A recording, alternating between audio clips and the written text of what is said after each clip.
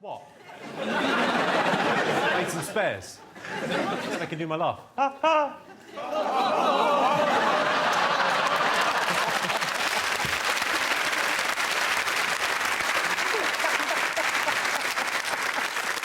This show is fucked up. Your missus told me off the other day for giving you poutine. You did, you got a sore drop. I'm not allowed to talk about... Yeah, sure. It was funny. How many parties are happening? Well! Get yourself an angry boon, you found out, won't you? And try making a fucking mess now and again. This is my mascot. It's a remote control for our television at home in the sitting room. It's a very normal television. It can't do anything fancy. I don't have satellite or anything like that. Don't have cable. But it makes me very happy, the sight of this. Not least because, well, I suppose it's just the satisfaction of knowing that at home the rest of my family are looking for it. And then you can't get pine nuts, so you lick a pine cone. It's like Saturday morning kitchen on acid, isn't it? Oh, no, John! Oh, John! They sting a bit on the lip. Oh, my God. And that's... Oh!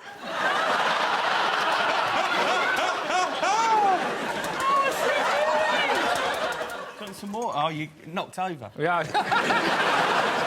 Holly says her days at Cambridge were the most boring time of her life. Well, that's all about to change as you're on John's team tonight. This is like a great best man speech. I did a best man speech at my brother's wedding, and his wife was pregnant, and I opened up with "It's lovely to see them together." The bride's legs, that is.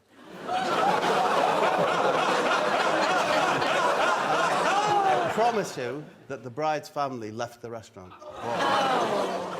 Very bad call. Yeah. Really bad call. I went to a wedding in the countryside and there was a sheep giving birth in the field while the wedding was going on in the marquee. And the best man ended the speech and was like, "And a new life is born. The sheep's given birth." And everyone ran out into the field with their champagne and stuff. And the sheep's baby was dead. Keep it light, is it? We just started the show. You haven't pulled that one out in a wedding anecdote. I was at a wedding and the bride was shot. Right between the eyes. Numbers round, OK? John and Sarah, your turn to pick the numbers. Sean, Miles. Sean and Miles, I won't say it again. Fingers on lips. Hands on heads. Pay attention, it's the numbers round. Yeah, ready. I'm ready. Were you ready? No, he'd brought up Hitler. He was whispering to me about Hitler. Why was he whispering to you about Hitler? He said, "I don't know about you, Miles, I'm on the fence." I was saying, no, Sean. No. I'm a bit like the Swiss during the Second World War, going, I can see the good side and the bad side. I'm going to stay neutral. Yeah? OK, on to our first... Oh, no. OK, so Johnny and Sarah have 13. Johnny and Alex... Hang on, that can't be right, can it? Is that right? Yes, it is actually, right. It doesn't sound right, but it is. Because we are on a roll. And if he thought the water was bad, wait till I urinate on him. I'm really through him. That's the curveball. And I'm not here to make gratuitous TV. I'll just gently piss in my hand and do it like that.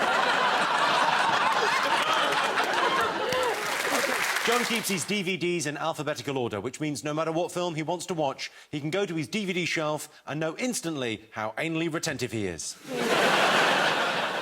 What do you do about "the" on a DVD? The Lord of the Rings, does it go under T or is it under L, comma, the? It's one of the big questions. You're in that one, aren't you? Aragorn, I am. Oh, God, I just saw myself. Susie, you recently researched different words for testicles for a charity campaign. What were your favourites? So I don't know what you call yours. You can tell us later, but, I mean, on the show. I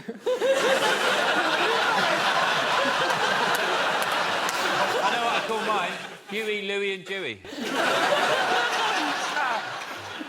Anyway, I put together this little thesaurus of testicles because if you go back in the past, there have been hundreds of names for them. So there's jelly bags, Aunt Polly. Oh, sorry, jelly bags. Jelly bags, Aunt Polly's. Aunt Polly's. Gingamabobs, Twiddle-diddles. I love that Susie once asked me what the origin of teabagging was, why it was called teabagging. I think it was that drink. Yeah, we have this conversation all the time, not that particular one, but... I'm delighted that bras and corsets count as body armour. I'm going to sound a lot more masculine when my mic... fucking... Sorry about that, Susie, but Sean had a little breakdown halfway through. My name's actually John, but thanks for knowing. Don't matter. No, it does, because you'll win this with the 9. No, because I didn't count up properly, and it's a 7. Well, I think a 7 is a personal victory for you. Go on, what's All right, this here. This here? This here. This here? Is it in there? No. All right, I've got one. I heard ass. Your mum is going to be so proud of you when she sees this. I've got some nieces and nephews in the audience tonight. I don't want them to think that this is what I normally do to pay the mortgage. But money's tight at the moment, and that fucking monkey is selling tea bags on his own, so... You know that 12% of the people in this country have got tapeworm? Really? Which actually makes them more popular than dogs. Is that true? As a pet, yeah. How do you get a tapeworm? Do you eat a worm and it Off stays pork, in you? don't you? Yeah. You get it off pork. Do you? Yeah. Always pork. Yeah, always pork. You get it off pork and not off anything else. Another victory for the Quorn Brigade. I've got a song about it. If you want to get a tapeworm, eat some pork. If you want to get a tapeworm, eat some pork. Oink, oink. Lamb, chicken, beef, fish or egg. Forget it. You won't get a tapeworm. You can see it, haven't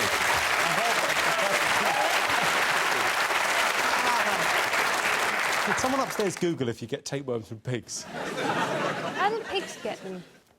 They get them from other pigs. They eat pork. You can only get them. How many times do I have to explain it? You can only get a tapeworm. If you want to get a tapeworm, eat some pork. They eat pork, and then they get it, and they get it to the pork. So which came first, the tapeworm or the pig? Well, it was the Big Bang, actually. What happened was, in the Big Bang, all the tapeworms flew into the pigs. Some people say this version of Countdown is less intelligent than the Sean, news just in. You can get tapeworms from beef. Well, I just say, I'd say one thing. Google can go fuck itself. I'm not saying Susie's anecdotes about lexicography are boring, but it's illegal to talk to her whilst operating heavy machinery. Susie, stop this. I've been on this show a few times, and this always happens, OK? Yeah, and so I think what we need is a more aggressive return, OK? And I thought this might happen, so I've written some put-downs that you just need to slam back, OK? Well, I'll just do the next. Yeah, you do that one. The only person who's put more people to sleep than Susie is the manager of Dignitas. Jimmy, you look like the average man on the street, and that street is creepy ventriloquist doll street in a weird-looking town.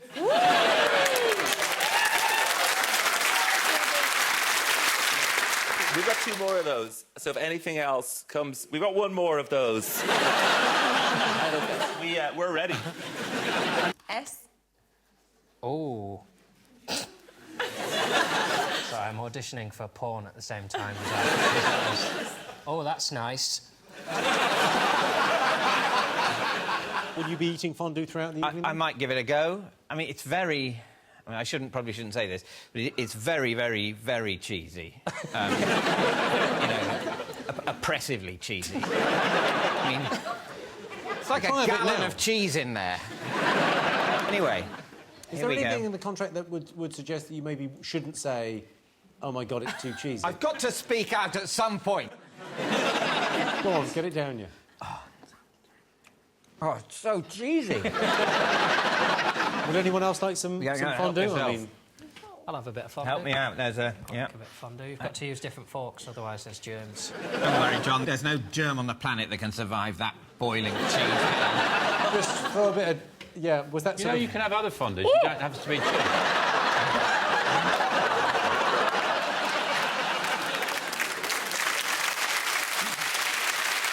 I thought it would be sort of showbiz fondue, but it's really hot, real fondue. Yes, yeah, Look at that steam coming off that. I love a gherkin. Help yourself. It's a Cornichon, actually. I didn't know where they were from. Oh, the fucking cheese. You should do his cholesterol test before and after. I'm not saying Rob's got big teeth, but Rob is 98% calcium. I'm not saying Rob's got big teeth, but at summer solstice, loads of druids make a pilgrimage to his mouth and dance about. But Rob is one of the most wanted comedians on the circuit, mainly by ivory poachers. I think we got a bit carried away, Rob. It's all right, mate.